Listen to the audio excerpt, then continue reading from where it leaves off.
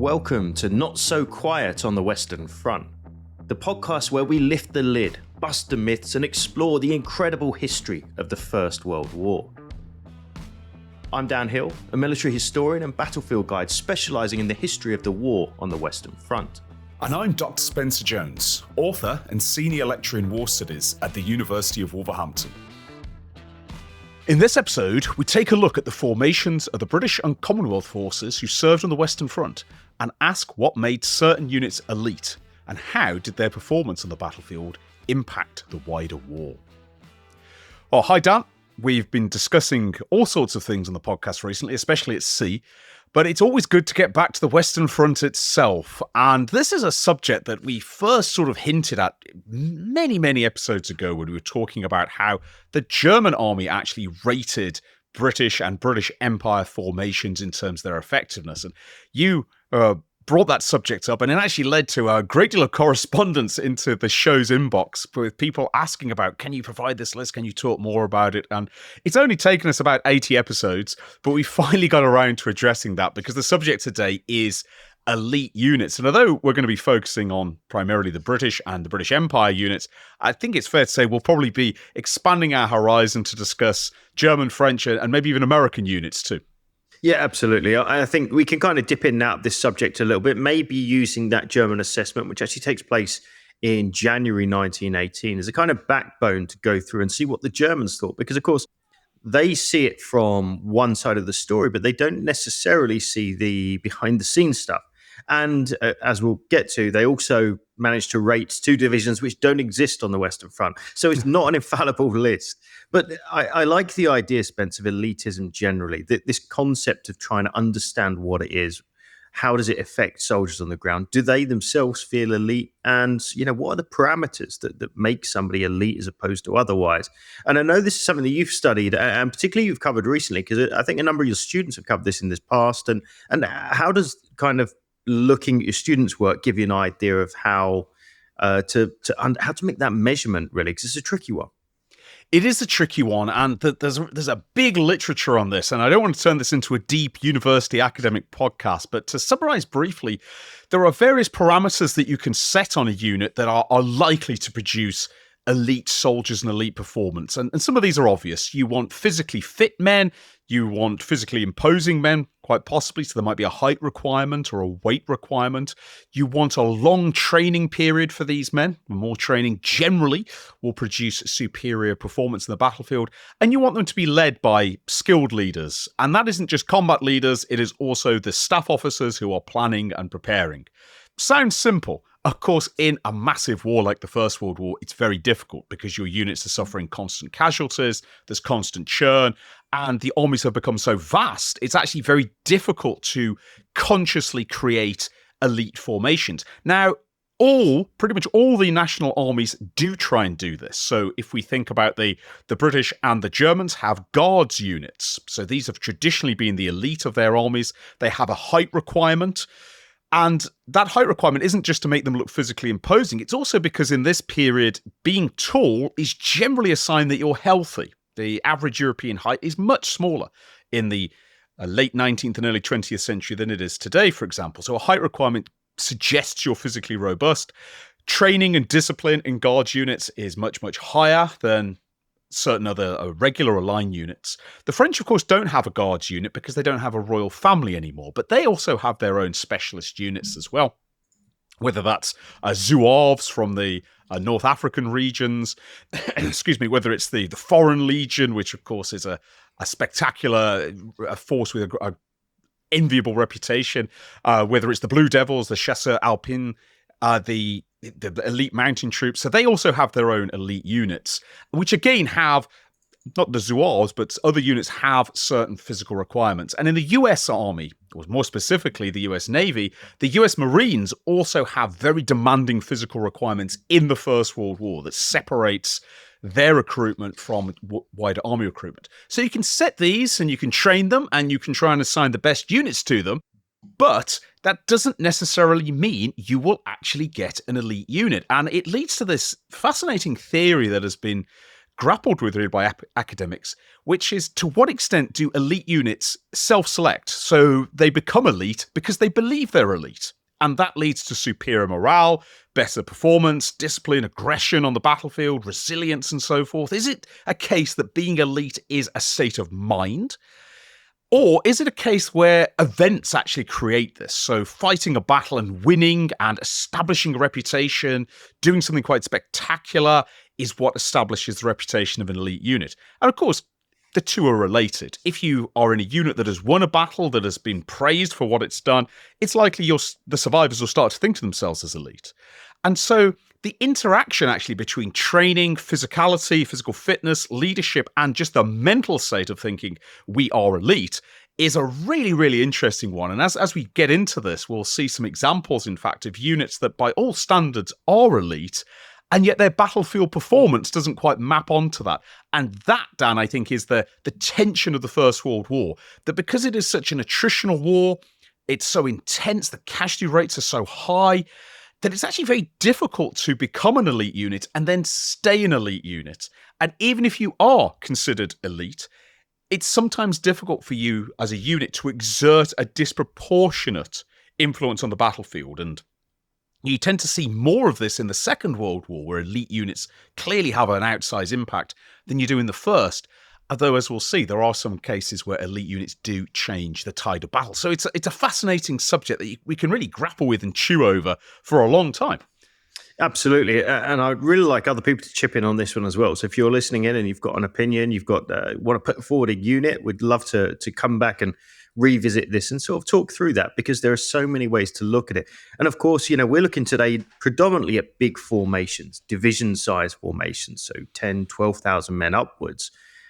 We'll dip in, I'm sure, to much lower levels. But of course, it goes without saying that you could have a certain platoon within a certain company, within a certain battalion that's absolutely elite because of the way they perform, or perhaps because of the officers that command them. Whereas you might have another platoon or another company in the same battalion who's absolutely not. And as you rightly said, Spencer, these goalposts continually shift because you get replacements in, you get casualties on the battlefield, all of these various different things. But I think before we get to that point, it's worth just recapping something that we've covered a number of times here, but I think would be useful today. And that's to understand the structure, at least from a British perspective, and we have to say at least from a 1914 perspective here, because once again, those goalposts shift as the war changes, of what exactly a division looks like, how a kind of British regimental and battalion and divisional structure looks. And it starts off, of course, with the individual man. Typically, if we take, for example, here a private soldier, he's going to be part of a section. That section is made up of 10 or up to 12 men, usually commanded by a corporal with a lance corporal assisting them. This is really the family group of the individual soldier in the Great War. It's his best mates, it's the people who fight left and right of him whenever he's on the battlefield. Now, he will likely identify with a larger group as well, which is 4 sections together, which of course is a platoon. A platoon is commanded typically by a lieutenant. The lieutenant has generally overall say over that platoon. He's supported by a sergeant. That sergeant is then in command of the corporals, who are assisted by lance corporals, who each have 8 to 10 private soldiers. So we're talking about 50 men in a platoon. Now, in 1914, as long as you're not in a territorial battalion, there are 4 companies of nominally 227 men. They make up a battalion. It's around about 1,000 men all told. And a battalion is really, as far as we've discussed in the past, Spence, about as high as an individual soldier will truly identify. They'll know they're in a certain division. They might know they're in a certain brigade. But truthfully, the battalion is really the overarching structure. And that battalion is going to be commanded by a lieutenant colonel with at least a couple of majors. And each of those companies is going to be commanded by captains. Those 4 companies under him, each of which is split into platoons, and then each of which is split into sections of our hypothetical private soldiers.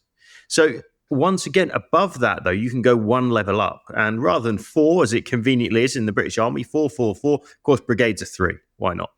So there are typically 3 brigades to a division. So a division has 3 brigades, each having 4 battalions, so on and so on and so on. So by the time we get to a full divisional structure, and by the way, I'm oversimplifying this, there are medical attachments, there are trench mortar batteries, machine gun companies, all manner of additional things, transport sections that come into this. But typically we're talking to about 12,000 men bayonet strength in a division. So a division can hold 10,000 yards of line. They'll then be grouped into corps, which will be grouped into armies, which will be grouped into army groups, and we could go on. But at least at the level we're talking about, if we think of divisions generally, Spence, would it be a fair rule of thumb to say if you were in the British Army in 1914, the lower numbered divisions are more likely to be those that are seen as professional, or we could even say elite? It's largely true, with one slight exception. And this is because the British Army numbers its divisions at the start of the war. 1 through 8 are all regular divisions. Now, 1 to 6 are existing prior to the First World War. 7 and 8 are formed during the war. And then a further 3 will be formed, 27th, 28th, and 29th. And the reason you might think, well, why is it suddenly skipped forward? It's because divisions from 9 onwards are territorial divisions, and they are pre-existing. And so there's a clash of numbers there. And so you have 1 to 8 and then 27 to 29 as regular divisions. And so, yes, the first 8 divisions, or really the first 7 divisions, because they're going to see the fighting in 1914. First 6 go out, of course, in the early campaign. The 7th is formed and quickly goes out to fight at First Ypres. These are regular, so these are all professional, or largely professional. There is some territorials start to get involved in them by the end of 1914.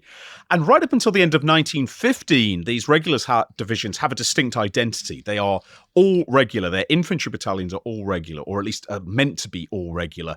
But by the end of 1915, and this speaks to the difficulty of maintaining elite units, by the end of 1915, there's been so many casualties to the British pre-war regular army that the regular divisions no longer have quite the same characteristics that they once have. And the British Army is forced to conclude after the Battle of Loos, casualties amongst the regular divisions are now so heavy that these divisions cannot be considered regular in the way they once were.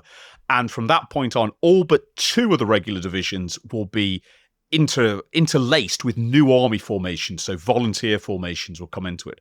The 2 divisions that remain all regular are 1st Division, so the premier division of the British Army, and Guards Division, which is actually formed in 1915. And Guards Division has to be all regular because there are no territorial or new army guards battalions. But the rest of the army then becomes mixed. So even when we think of lower numbered divisions, after 1915, they are now a mixture of regulars and territorial. So the army's changing characteristic in the face of very heavy casualties. And that's one of the great problems, in fact, of turning units elite. Because even when you've got regular units, and I should add as well that this applies to a large extent to the French and the Germans too, because there are some French and German divisions in 1914 that are considered very well trained. They are spearhead divisions, they are crack divisions, and the immense casualties through 1914, and for the French army into and beyond 1915, it tears up these tough regular divisions. It wipes out your pre-war trained officers. It wipes out your pre-war trained NCOs. And so all armies are grappling with this to an extent. The British and the French probably more than the Germans, because casualties are very heavy for the British and the French. And so divisional names and numbers can be a little bit misleading, especially as the war goes on and the nature of formations change. Yeah, it's very true. And, we'll see that as we go. 29 Division, I'm sure we'll come back to, perhaps the finest division in the British Army by many people's accounts. So obviously a higher number, but as you rightly say, they're a regular army division, so they fit into the order of battle in a different kind of way. But let's just think for a minute, though, about some of these aspects which we might consider to make somebody elite. And I've chucked down a couple, Spencer. I'd be interested to know what you think about whether these kind of fit the bill. I think key characteristics you might find is morale, generally. Battlefield performance, of course. I think you could argue that is really the outcome of these other characteristics. Discipline, aggression in the face of the enemy, particularly in passive situations in trench warfare, resilience, physicality, and I think a key one that's quite often overlooked, innovation. 1914 in particular into early 1915, there's a lot of opportunity for innovation, but really I think you have to have some of these other aspects in order to really embrace that. You need to be resilient, you need to have an aggressive posture, you need high morale. All of these things I think are kind of key to that. I'm thinking particularly of a particular battalion, the 1st Battalion of the Irish Guards, who, to all accounts, according to their war diaries and the brigade and the divisional war diaries of the 2nd Division that they're in, are hyper-aggressive when in the front line. They're very active with trench raiding. They're very active with trying to come up with new ways to get at the enemy. So they pioneer things like this, almost slingshotting grenades across no man's land, a kind of ad hoc trench mortar. A lot of this is done. In fact, it's then rolled out across the rest of their brigade and then later on into the entire division. These kind of guys, and these are pre-war regular soldiers, guardsmen, of course, Irish guardsmen, and one of the things that they really hit hard on is the need to get at the enemy. Let's not sit back and see what happens. Let's go out and make something happen.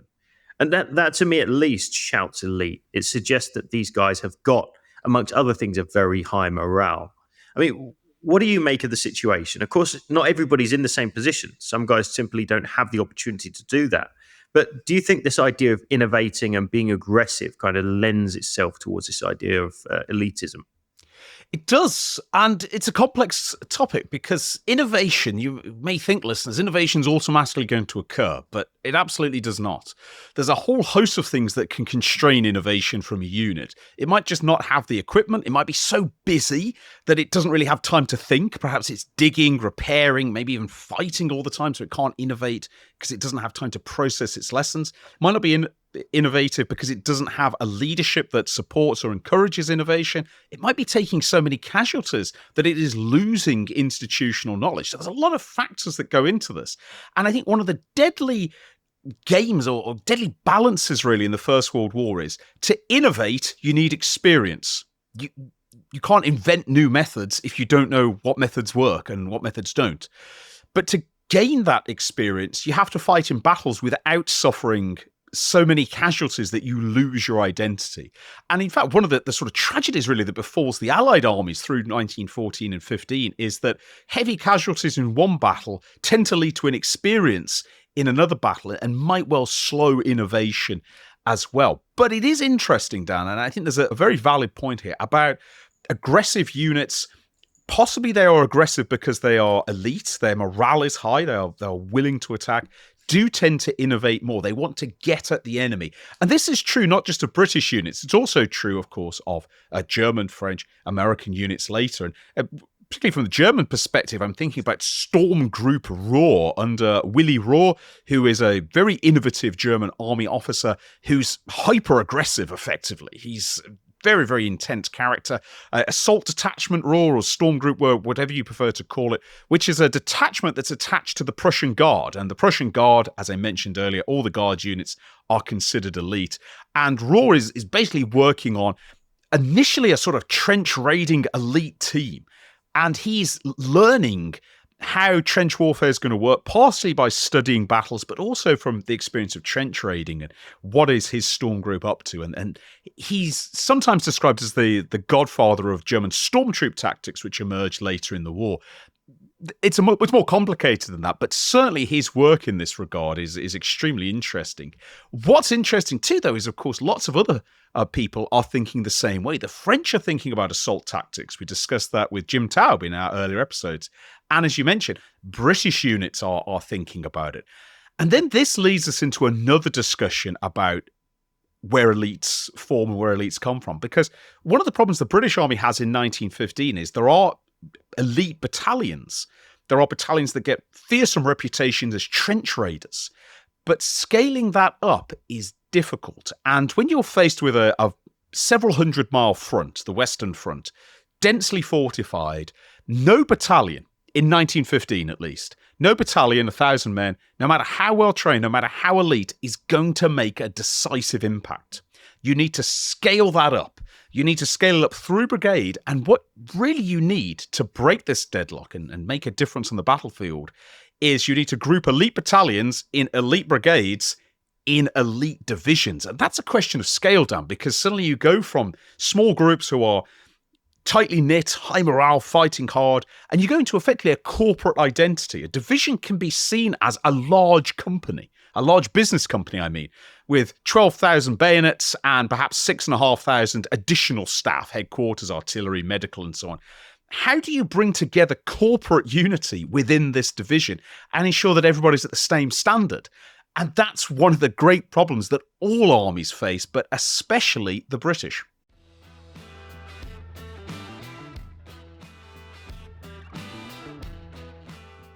I like the idea of scale here. I think this is an important thing because the British Army is faced with a pretty tricky question at the start of the war. They've got a small but highly professional corps that they can work with. Obviously, we know now they're going to take a real pasting in 1914 and they're going to be a shadow of their former selves by the end of that year. But you also have to bear in mind now that we've got territorial troops who are partly trained. We've got new army troops who are super keen, very high morale, but totally untrained. And then later on, we've got conscripts. Now, all of these have to come out and join the existing formations that are out on the Western Front. And the British Army's got a couple of options here. One of them is it keeps the elite troops with the elite troops. So you keep your regular units absolutely regular, and you make sure that, you continue to raise the bar with them. And then you bring out your new army units and you group them together as new army units and you keep them together as new army units and let them kind of work their way out and do their own thing. Or do you blend the two together? By blending the two, you get a little bit of a halfway house. Inevitably, you get some drop in performance of a division as a whole. If you were to then add 5,000 totally untrained or lightly trained guys into it, that's inevitably going to happen.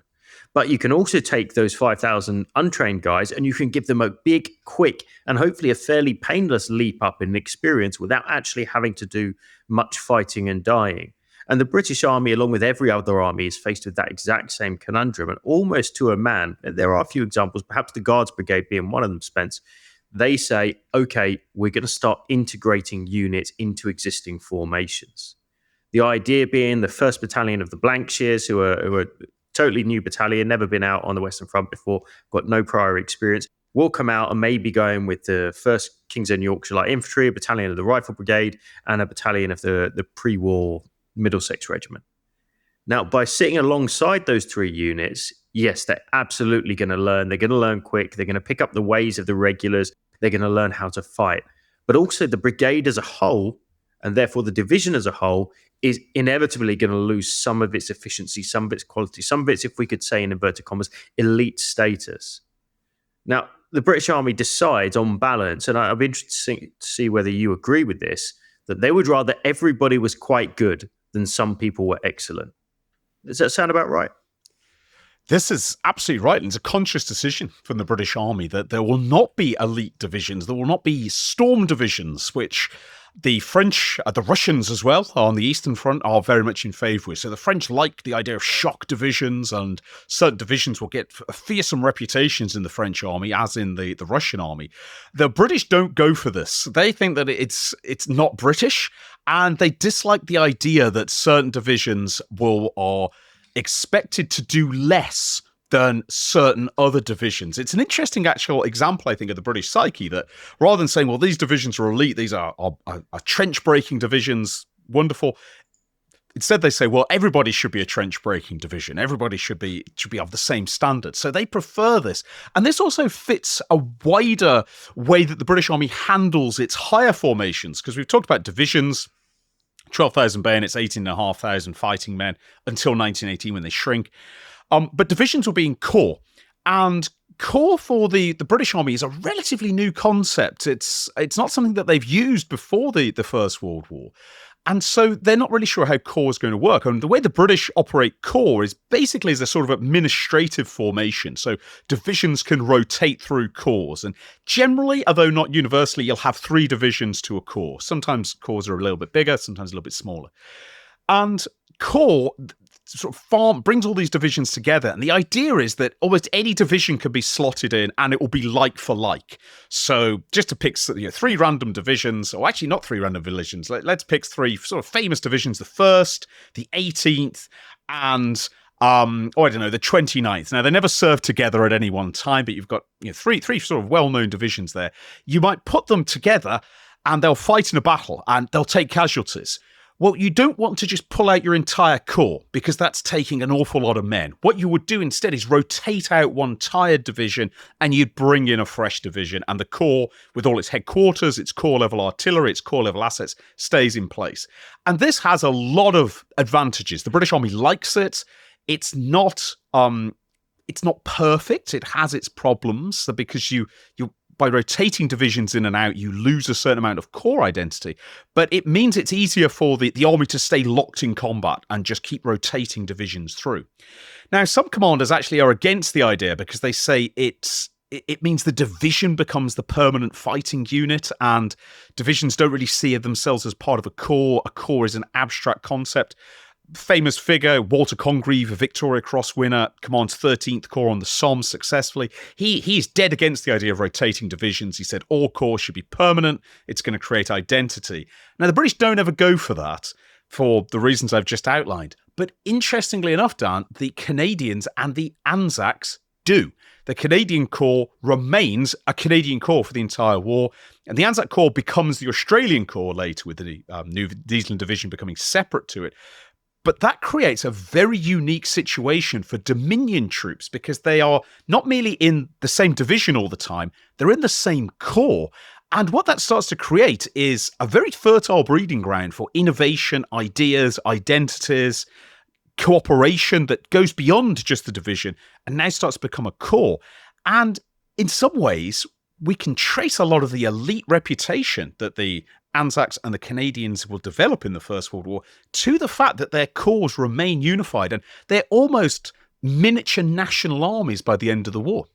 It's a very good point, and actually it kind of goes against what we said, because of course when we were talking about the idea of the British Army, of course the Canadian, New Zealanders and Australians are part of the British Army, but really they're separate in their own sense. In some ways we could look at it like this, just say, look, bear in mind, these troops are volunteers. This is somebody, it's almost self-selecting in that sense. If you want somebody that's going to be elite, you absolutely want them to volunteer, first of all. That gives you a really good baseline. It gives you, I think, a minimum baseline of a better level of morale, staying power, wanting to be there, willingness to fight. All of these things kind of go hand in hand. The Australians, Canadians, and New Zealanders are a great example of this. You know, these guys are going to fight really throughout the bulk of the Great War and earn, man for man, perhaps the best reputation amongst all British and Commonwealth troops. They do some incredible stuff. But as you say, I think one of the real reasons Canadians and Australians, New Zealanders in particular, are so effective is because they're not getting their units switched in and out all of the time. They're not having to deal with a new set of staff officers. They're not having to deal with somebody who doesn't know their reputation, doesn't know their strengths and their weaknesses on the battlefield. And so when people get that familiarity, you know that the Canterbury Battalion are particularly good at X, Y, or Z. Well, you're going to use them in that formation. But if you switch the Canterbury Battalion into a completely different corps in the British Army, unless that information comes along with them, the chances are you're not going to know about that stuff. And so by keeping this, and there's a good argument for what you suggest there, Spence, in terms of not, and what Congreve suggests, in terms of keeping corps together, is that we do see this with other units and it works very successfully. I mean, man for man, Canadian troops, they have an incredible reputation. The Germans, as we'll come on to in a few minutes, entirely agree. They rate Canadian troops as the best on the entire Western Front. Now, I think one of the frustrating things here is this idea of being elite, and frustrating is perhaps not the right word. When we think about this idea of being elite, first of all, you've got to be in that position to show that you're capable. Then you've got to be trusted to do it again. You've got to perform well, and sometimes situation might just be against you. The 46th North Midland Division might be a good example of that. You know, these guys go into the attack on the first day of the Battle of the Somme in 1916 at Gommecourt, the northern part of the line, and they run into a brick wall of machine gun bullets. You could be very elite, but if you're running into unbroken barbed wire machine gun bullets, not going to do you much good. Actually, they suffer really heavily right until 1918, when their somewhat shaky reputation is completely overhauled in breaking the Hindenburg Line. But in between that, they don't get another opportunity. There is no chance. The Canadians perform very well early on and repeatedly have the conditions that allows them to say, yes, we're good at what we do. And therefore, they're continually reused. Same with the Australians in many senses, which in a way, when you look at it, it's a pretty rotten prize, isn't it? If you're good at your job, we're just going to keep using you again and again. It is. And this is one of the difficulties of elite units, because elite units are wonderful in a war where they don't take any casualties. The moment you start taking casualties on elite units, they're going to start having their abilities diminished. They are wasting assets. And particularly if your elite abilities owe something to pre-war training or specialist training like the British regulars did, you cannot replicate that. You cannot recreate that. And one of the problems that all armies have, to an extent, even the British and the Germans, who don't emphasize elite divisions in the same way that the French do, is that inevitably certain divisions do become elite, even without specialist training, just through experience, innovation, perhaps that X factor of simply believing that they're elite. There's a whole literature that has not agreed why certain formations become elite. But you start to get certain formations on the British side, for example, who have fearsome reputations. 9th Scottish, 15th Scottish, 29th Division, 7th Division, who rather ironically perhaps, 7th Division has the nickname the Immortals because the 7th Division gets destroyed so many times. It gets destroyed in 1914. It basically gets destroyed in 1915 again. It's constantly in action. And these divisions, these elite divisions, get a reputation, and that means, because the rotation system with corps, if you're a corps commander, you want an elite division rotating into your corps. You don't want to be dealing with second-line territorials who you might think, well, they're not crack, they're not elite. You want to use these. And then you're given a tough task. You've got to capture this very heavily defended German position. Who are you going to use? You're going to use your best assault formation. And that means it's going to take heavy casualties. And the French suffer this with their shock divisions. The British suffer it inevitably using their best divisions. The Germans suffer it as well. And the German example is actually quite interesting because Germany has a system that develops really through 1916 especially. It already exists a bit in 15, develops through 16 and 17. And there is a sort of, and I'm going to sound very glib here, but there's a sort of B league for German divisions, and that's the Eastern Front. Now, that's not to diminish the violence of the Eastern Front and indeed its own unique horrors, but the fighting on the Eastern Front against the Russians is never considered anywhere near as intense or dangerous as fighting on the Western Front. The distances are vast. The Russian army is just not as formidable as the French, the British, and later the Americans. And so what we see in the German army is if you are a German division, and you are deemed to be not performing very well on the Western Front, you've been smashed up, perhaps you've lost some positions, or if it's 1916, you haven't performed well at Verdun, morale seems to be low, you can be sent to the Eastern Front because it's considered, well, that's a place where second-rate divisions can still do well. But then that puts more pressure onto the Western Front divisions who remain, and so you start to inadvertently get this same kind of constantly picking the same units because they're the best.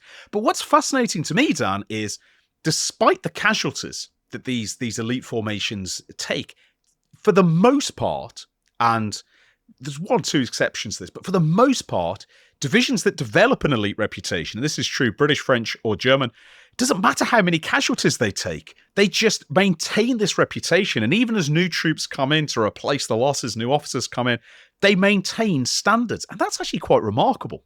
Well, we see this in letters home. We see this in all kinds of situations where somebody's really proud to be part of a particular formation. It might be a regiment, might be Italian, might be an entire division.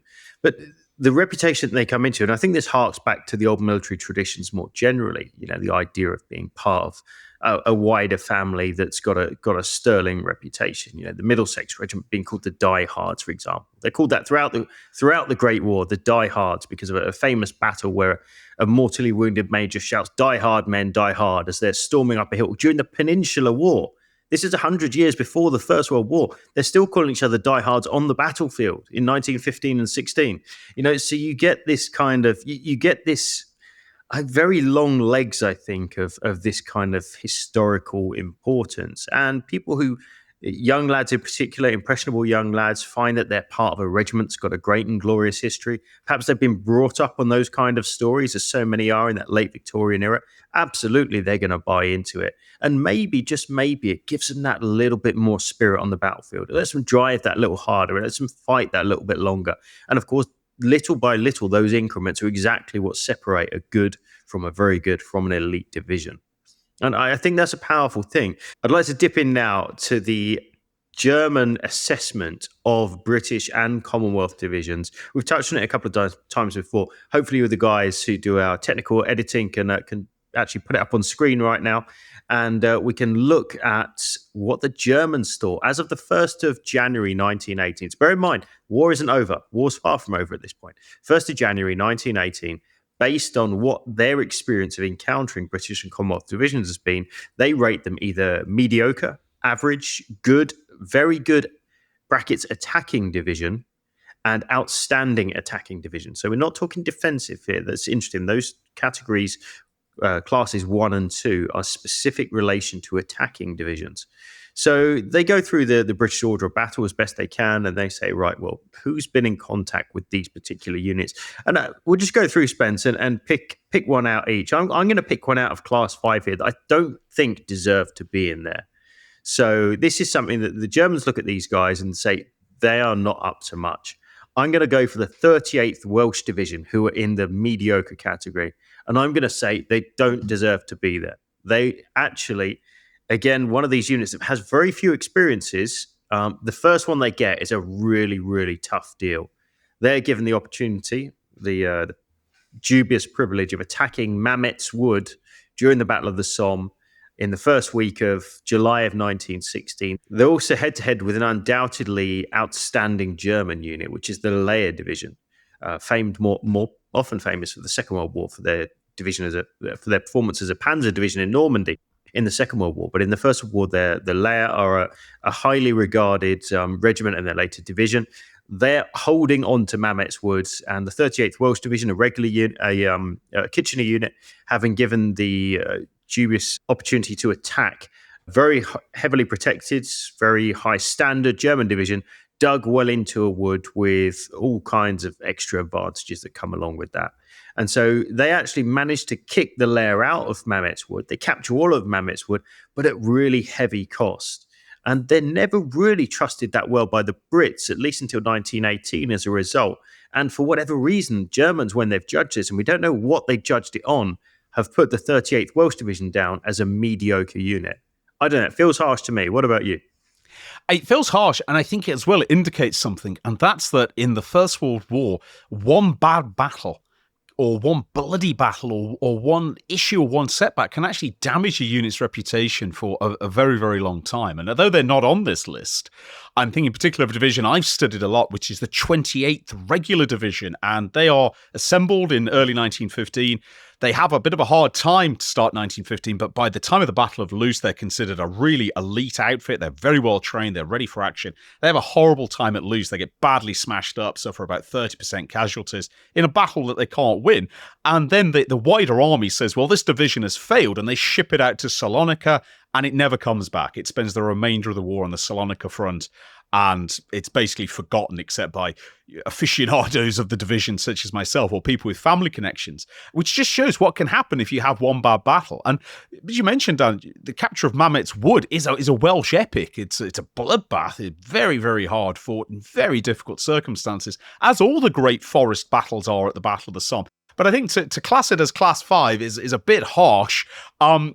Possibly reflecting perhaps its reputation from years earlier, because of course this is January 1918. This is years after the Mametz Wood battle, and it shows how divisional reputations can linger long on. I'd also highlight 6th Regular is in Class 5, and 6th Regular has its problems. It has some difficulties, but to consider it as a mediocre division, I'm sure if you went back in time and you showed that to the officers and the men of 6th Regular in 1918, they would be furious. They would not classify themselves as mediocre, that's for sure.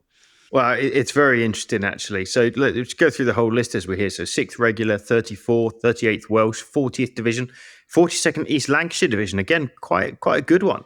49th West Riding Division, again, a strong unit. 57th, 61st, 62nd, and 66th Divisions. It's interesting that a lot of those numbers are quite high up the order of battle there. So with the exception of 6th, the lowest unit after that is 34th. So a lot of these are going to be service battalions, raised for duration of war, or later conscript battalions. So they're by 1918. That's still coming in next few months. We'll see a lot more of that. But the next class along is equally interesting because certainly, again, there's more divisions we can pick out of each of these. I think the Germans got wrong in terms of assessing their performance, and there are ones that they got right. The obvious one that sticks out in Class 4, which is the average category, for me, is the 36th Ulster Division. Again, for the same battle as we've just discussed with the Welsh at Mametz, the Ulster Division are given an extremely difficult job. They're going to be attacking the hardest part of the entire Somme front to be attacked on the 1st of July 1916. They go out and they attack the Thiepval Spur or the Thiepval Ridge, and in particular a location known as the Schwaben Redoubt. And believe it or not, the Ulster's actually in that northern part of the Somme where there's so much failure on that opening day. They're about the only guys to actually gain their objectives. So then not only do they get into the Schwaben Redoubt, they get hold of it and they hang on to it actually until later that night when such heavy casualties have been taken, limited ammunition, reserves not able to get across the battlefield because of box barrages coming down. They're forced to withdraw on the night of the 1st of July and start the morning of the 2nd of July back in their original trench lines. But that's not for lack of trying. And there are thousands of sons of Ulster who lose their lives on that particular day. And no doubt in my mind, they certainly have been misrepresented here. They are right at the top of the tree, as far as I'm concerned, at least for units on the 1st of July.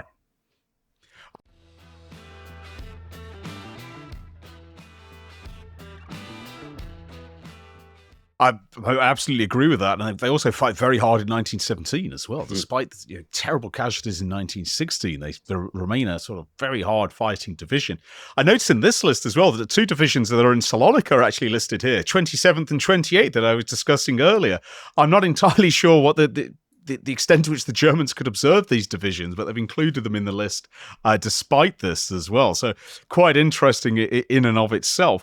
We also see some territorial divisions are mixed into this. I see a division that actually doesn't count itself as very elite, and that's the 31st Division, which memorably soldiers of the 31st Division describe themselves as the 30 worst. And it's a rare example you can actually find where the soldiers in the division regard their division as poor.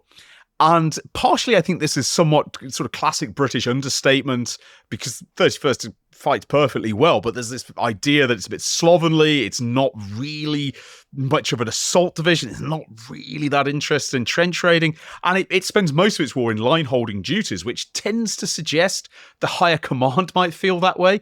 And yet the Germans have actually put it in Category 4, so it's above Category 5, which does raise some interesting questions about how are these divisions being assessed. But I think the really interesting stuff is when we start getting higher up the chain and into the more, the superior divisions, the good average, the good attacking, and the outstanding divisions, because there's some names you'd expect to see up there, Dan. Yeah, there are, and particularly as we get to the top end of it. Looking at the good average divisions right now, it's a little bit wishy-washy for me. There's no huge surprises. I think there are some good performing divisions that are mentioned. The 16th Irish Division, the 8th Regular. I think the 18th Eastern Division is an interesting one. They fight very hard in the Ypres salient in 1917. So bear in mind, when this has come out in January of 1918, a lot of units, German units, have come up against units that have been fighting either at Cambrai the month before or more likely during the Third Ypres campaign. So this is where that experience and their judgment is going to be based upon. And actually 18th Eastern have fought very heavily in 1915, again in 1917, in and around the Ypres salient. So that's an interesting one for me. But there aren't many that have actually been selected as this good average division. Number of them as well, territorials here, which is interesting. So we've got part-time soldiers who've been brought out. But bear in mind, by 1918, the sobriquet territorial generally doesn't really exist so much. Certainly, there would have been pre-war territorials. But if you're a territorial soldier or a part-time TA or territorial also in the French army, by the way, by 1918, the fact that you're a territorial doesn't make much sense anymore because you've already been out on the Western Front for 2.5 years. You're just experienced soldiers by that point. So there are some interesting ones in there. I think that the one that sticks out for me, Spence, I know it's one that you've covered before, is 46th North Midland Division. Absolutely. So 46th North Midland has had a horrible war up until 1918. It's been absolutely smashed up. An appalling day on the 13th of October 1915, trying to assault the Hohenzollern redoubt at Loos, a redoubt that had already broken two top-class British divisions, the 9th and the 28th. Had all suffered terribly there, and then 46 has smashed on it. And then they're asked to do the impossible again at the Somme. They're part of the Gommecourt attack. That's a disaster too. The divisional CO, Stuart Wortley, he gets fired, rather unfairly, it must be said. And from that point on, 46th Division is seen as washed up by the wider British command. It doesn't really have much opportunity to do much through 17. It's used as a line-holding division. And yet, by 1918, it's classed here as Class 3, good average. By September 1918, it's 46th North Midland. There's going to be the spearhead that pierces the Hindenburg Line at the Reckewald Bridge, and one of the most celebrated actions in its own lifetime the British Army ever fights. A real masterpiece of assault and daring that breaks a very, very tough German defensive position. And that's interesting because I think that reflects something we were talking about earlier. The British determination that we won't have obvious elite divisions because all the divisions should be elite. Everybody should be aiming for the same standard. And in some ways that comes true with North Midland Division. They're not considered an elite formation. They haven't fought a major action through 1917. They've basically been line holding and in reserve. They've still been working. They've been preparing. And when their time comes in the 100 Days Offensive in 1918, then they really do step up to the crease.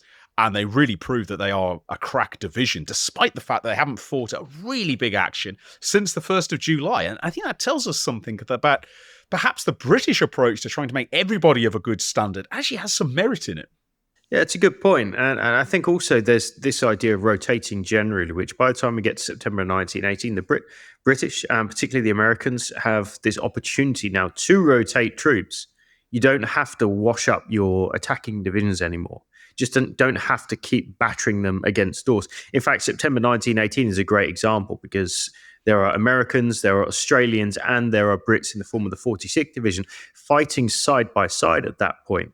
The American divisions that are coming out, I forget which unit it is now off the top of my head, the Americans' 2 divisions, I think, that fight along the Reckewald Bridge there in the Bellicourt Tunnel. They are in the ascendancy. Those units are big.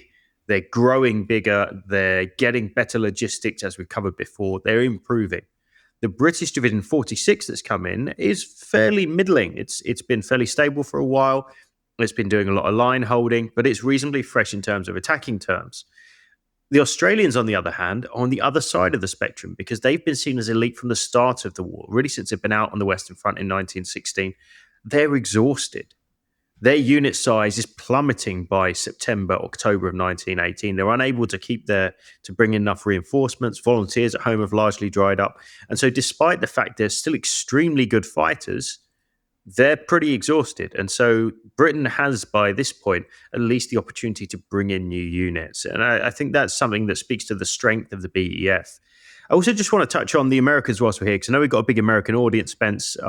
Really, it's quite tricky to do this same exercise with the AEF because of the relatively short period of time that the AEF is out as a whole. But of those early divisions, there are a number that are seen as being really high quality. And again, in the same way that the British are and the French do, it's the same divisions that tend to be called upon. It's the same guys. It's the Pennsylvania guys. It's the Bloody Bucket. It's the Big Red One. It's people like the 3rd Infantry Division, perhaps have one of the most stellar reputations of all the AEF. This is really interesting. We discussed this in our AEF specialist mini-series a long time ago. I think part of it is to do with the training periods as well. If you are part of the AEF that has only been trained in the USA and then comes out and goes straight into action, that's a very, very steep learning curve. But some of the divisions, of course, have gone through a double training period. They've trained in the USA, then they've come to France and they've spent several months training in France, spending time in the trenches. And that the difference between those divisions that have had that experience and divisions that haven't is really, really marked. It's really, really significant. And of course, you also have elite troops within those divisions. So I mentioned about the US Marines have a very high standard of training. Almost just tiny fraction above 1 in 4 applicants to the US Marines are accepted and make it through their training. So in terms of selectivity of their men, they are by far the most selective of any branch of the US military. So they pick the fittest, the best, the most intelligent. And I think it shows in much of their battlefield performance. Belleau Wood, which of course we've discussed and so on. So the AF has some very sharp teeth, some very tough units integrated within it. And if you're in one of those more experienced divisions that have gone through that extra training, that's where you start to see these divisions perform. And it's not just the combat troops either. It's the logisticians, it's the staff officers. I'm thinking of 42nd Rainbow Division in particular, which has a very, very strong staff officers and is able to maneuver in a way that other divisions just simply can't, largely due to inexperience in those divisions. So you have a lot of factors, of course, playing in there. But that point you made about sustainability, I really want to come back on that. The Americans, and to an extent the British, have sustainability for their formations. There are still reinforcements coming in. Now, Britain's almost out of manpower by the end of 1918, but it can still sustain divisions, albeit shrunken divisions. America has almost limitless manpower. And this is another interesting aspect of sustaining elite formations. These formations can take casualties, but incoming reinforcements absorb this idea. They become part of the elite. There's enough survivors from the original elite to make them battle-hardened and so on. Compare and contrast the German stormtrooper battalions. Now, I'm sure we'll cover stormtroopers in their own episode at some point, but Germans start 1918 with substantial numbers of men trained to stormtrooper standards. So elite units, specialist equipment. They're going to be the spearhead. But through the spring offensives, these units get terribly chewed up. Some battles, the casualty rates for the stormtroopers are as high as 75% of the stormtroopers who go over in the initial wave. Now, not all of them are killed, wounded, missing, captured. It's still taking you out the order of battle. And Germany absolutely cannot replace this trained elite manpower by this summer of 1918. And so Germany's running out of men. Germany doesn't have a time for these long training sessions. And something Germany has done to create its stormtroopers is it has combed its regular units for the best men, the fittest men, the toughest men, the bravest men, and the bravest NCOs and officers. And it's taken them out of their regular units and put them in these elite formations. Well, that's fine, but your elite formations get chewed up, and then the units they've been taken from, well, they're not as tough as they once were because their best guys have been taken out of it. And in fact, actually, in the post-war period, when Germany spends an enormous amount of time assessing what has gone wrong in the war, a number of German commentators say the creation of stormtroopers was a mistake because it weakened the army as a whole. And yes, it gave us this very, very sharp sword, but it was a brittle sword. And once it had broken, as inevitably it would because of casualties, well, you can't replace those guys. And it had so weakened the divisions they'd been taken from. Was the trade-off worth it? And Dan, we're back to that idea. Were the British right to actually say there's no elite divisions, everybody's elite, everybody is of a standard, and work with that? Well, maybe, would you rather have a generally higher bar, or would you like to have a bar that's high in certain places? And, we see what the German effort was at. And actually going back to this document here, it's very interesting because bear in mind, this document is created for exactly that scenario, what Spencer's just described there. It's Germans looking around the British order of battle, figuring out where the divisions are in the line, thinking, where are we going to point our stormtroopers? In an ideal world, they point them at all the Category 5, Category 4, and Category 3 units, and avoid all of those that are Class 2 and Class 1, the higher quality units. And actually, I've never plotted this out, Spence, but it would be interesting to see where the main strikes land of the spring offensive, whether they avoid these guys in these two higher tiers that we're talking about now. I suspect in large part they do. I'm thinking off the top of my head, 16th Irish, 18th, they get hit. They're in Class 3, 39th Division get hit in Class 4, various others. But I suspect a lot of that aim is being put at these lower quality units once this document comes out. But let's go on to Class 2, good attacking division, gute Angriffsdivision. So what have we got here? We've got a lot of regular troops. This is maybe a throwback to the original time. Bear in mind, 1918, there's been a lot going on since these guys first came out, but we've got 1st Regular Division, 2nd and 3rd Regular Division, 11th Northern, 15th Scottish divisions generally having a very good reputation, 20th Light Division, 21st, 30th, and a single territorial unit here as well, the 47th, 2nd London Division, who famously assault High Wood during the Battle of the Somme. They're in there. And also the first of 2 Australian divisions we see here. Both the 3rd and the 4th Australian divisions are noted as good attacking divisions. And it's really the first of the Commonwealth troops that we've got to up until this point, which is quite surprising. It is quite surprising and reflective of the Germans' sort of acknowledgement that the Australians and the Canadians, and indeed we'll come on to the New Zealanders in a moment, are of a slightly different stamp.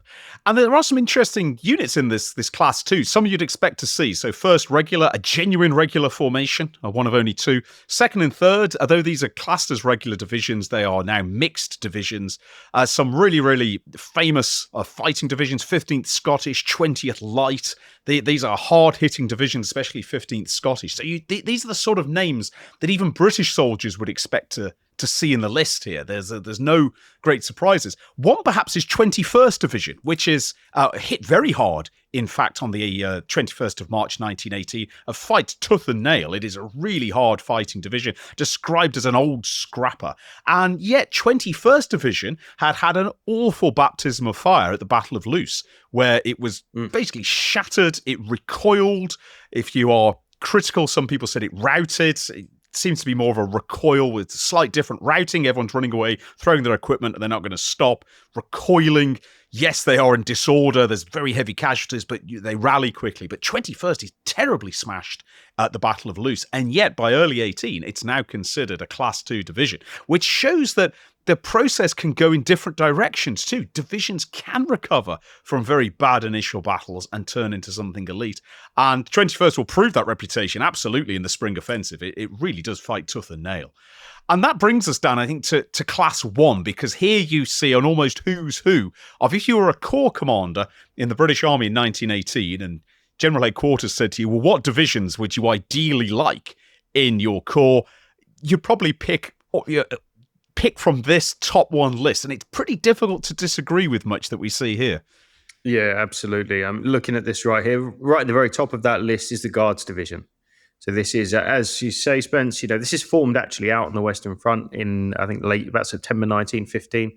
All of the Guards units that were in different battalions within the first 4 or 5 divisions of the British Army, they're basically whipped out of those battalions. They're whipped out of those divisions, and those individual battalions are reformed into the Guards Division.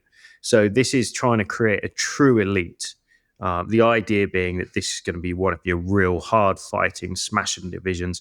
And actually, they do very well. They've got a great reputation. There's some great accounts of these men, even whilst they're out of the trenches. They still maintain their classic, very famous drill and formal parades to keep what they refer to as snap in their soldiers, to keep them crisp and make sure they're polishing their boots even in the middle of a muddy drill square somewhere behind the front lines. These kind of classic things that the Guards do. And they continue to do this right throughout the war. So, we've got on one hand, you've got this brutal, hard-fighting trench warfare. On the other, you've got these guys, spit and polish and square bashing and making sure that their maneuvers are up to scratch and all the rest of it. But that's part of the Guards thing. If you join the Guards, that's what you're going to be doing, and that's what it's expected of you. And I think, as we were talking about replacements and reinforcements earlier, these guys set their own bar, and it's up to the guys coming into the divisions to match that. And I think the same can be said, but in a different way, of other units in this same list. 9th Scottish Division, great example. Absolutely outstanding fighting unit. By no means as clean or as tidy or as good marching as the Guards, but every bit as good fighting in the attack. I think absolutely they earn their place in every single year of the war with very hard fights, as do the 29th Division, who actually start off in Gallipoli, of all places, have a pretty rough time there. They get fairly roughly handled with Lancashire Landing, and then as you go on throughout the campaign, they're very roughly handled again on the Somme, 1st of July 1916, the famous attack out the Sunken Road outside Beaumont-Hamel, and then so on throughout the war.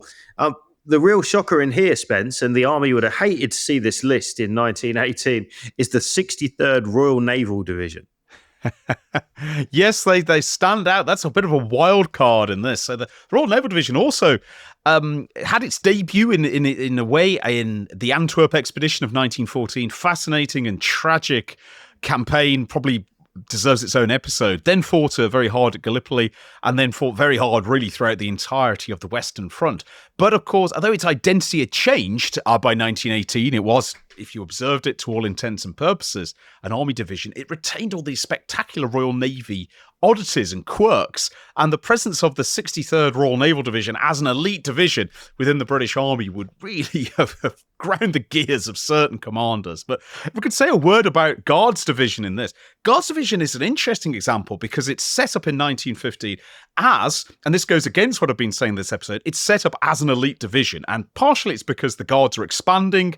It's partially because the Germans have Guards Divisions as well. So do the Russians. And the British think, well, we should have them too. And so Guards Division gets set up. And when it's set up in 1915, there's some criticism about saying, well, bringing all these elite Guards units together is really bad. It would be better to actually seed them throughout the army instead. What's interesting about Guards Division, and there's it again slightly goes against what I was saying. So it forms as a conscious elite. And then through 1915, 16, and 17, it has some really hard fighting. Really, really tough. It performs okay, but you'd struggle to say that this division is proving itself as an elite division. That's not to say it forms badly, it's just that it hasn't achieved anything spectacular, and it's taken a lot of casualties in the process. But Guards Division never stops believing it's elite. It doesn't matter that it has setbacks. It is still the Guards Division, and it does things differently to everybody else. It has higher standards of training at home. It has higher standards of discipline at the front. So it never stops believing it. And it will, of course, in 1918, prove itself as a really elite assault division. It sort of comes into its own here. But just an interesting example that even though on paper this is an elite division by all standards, it doesn't achieve the battlefield success you might think it would. And that's partially just because the nature of the Western Front is so brutal and so unforgiving. It doesn't matter how well trained you are, you hit unbroken barbed wire covered by German machine guns, heavy casualties are going to follow. So Guards are an interesting example. But I think what stands out in this is the last 7 divisions, 4 Canadian, 2 Australian, and the New Zealand division there. Yeah, incredible.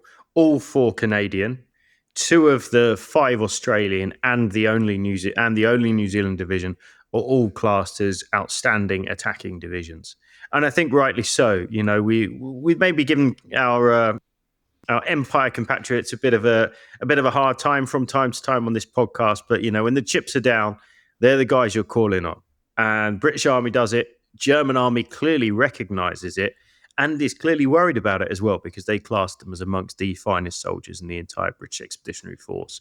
And I think rightly so. You know, Canadians, they're physically strong, incredibly determined. They've shown very good resolve in attack and defence as well, for that matter.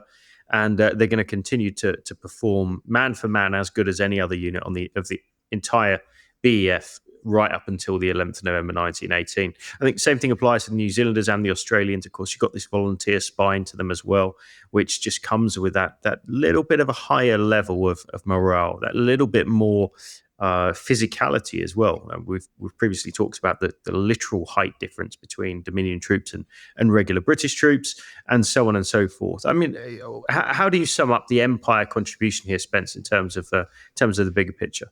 I think it goes back to what we were saying, that there is something unique about Empire divisions, Dominion divisions, that they, by virtue of the fact they stay in a single corps, they can share information. There is a unique sort of national identity, whereas individual British divisions are going to be elite. They're going to rotate through, but you lose a certain degree of quality because of the constant rotation. And so divisions tend to be islands unto themselves. There's a little bit of trade secrets with divisions. You know, certain divisions like a reputation for being a really tough fighting division, but don't really like to share it laterally. You know, we've earned these lessons. You don't get to hear them. Whereas in the Canadian and Australian Corps, it's much easier to share that. And what's remarkable to me is, of course, the Australians are all volunteer, even into 1918. You already mentioned this. And that they retain such a reputation, a deserved reputation, as such a hard-fighting, crack elite division, despite the fact they are a wasting asset. And I talked about the Germans having a wasting asset with stormtroopers. The Australian divisions are wasting assets. By the end of 1918, they're basically completely spent, can't restore their strength anymore. The Canadians have introduced conscription. The New Zealanders, of course, have introduced conscription. They're slightly different. But just the way these Dominion forces continue to fight, continue to be rated so highly, and of course are used by the British Army aggressively. And this has led to accusations that the British use these divisions as cannon fodder. They'd rather expend Dominion lives rather than British lives. That's an accusation that's made at the time. But in fact, in some ways, it's the cost of being an elite formation. your commanders are going to use you at the toughest points of the line to achieve victories. And that, in some ways, is the cost of being elite in the First World War. You've been listening to Not So Quiet on the Western Front, a Battle Guide production. If you've enjoyed this podcast, why not check out the Battle Guide YouTube channel, where we regularly release documentaries exploring some of the most famous and extraordinary episodes from throughout military history. If you'd like to support the Battle Guide team to create more content just like this, why not head over to our Patreon, where for the cost of just a cup of coffee, you can get access to full-length virtual battlefield tours, exclusive behind-the-scenes content, decide which subjects we cover in future podcasts and videos, and join a fantastic community of like-minded people. That's all this time. See you again soon. In fact, I want to dip in now, because I've been looking at it as we were talking. I wanted to dip in now to the German. Let me try that again. I want to dip. Yeah, good effort. Yeah, I wasn't really sure where that was going to go, but I thought that worked out pretty well. So it went where it needed to go, because we're an elite division. We're an elite podcast. Yeah, absolutely.